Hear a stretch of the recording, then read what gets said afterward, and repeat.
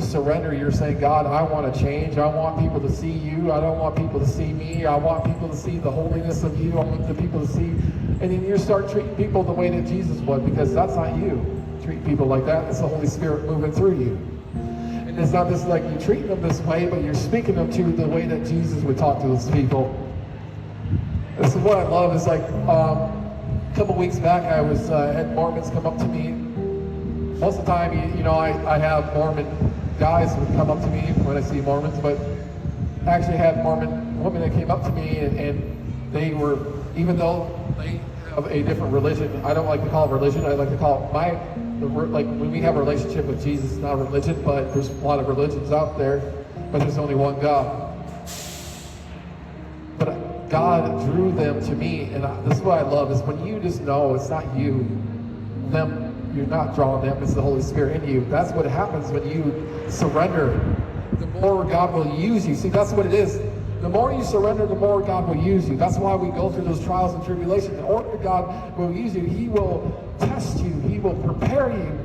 Because how can you relate to that person unless you actually go through that? How can you get the knowledge and wisdom and experience?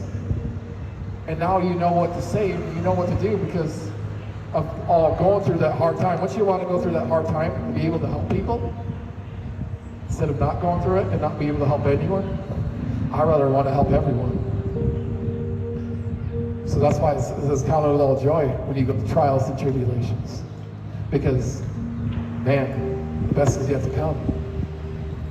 It might not feel like it might not seem like it, but I trust in God over what I feel, over what I see. And the more I realize, I'm like, okay, Lord, you're doing something, and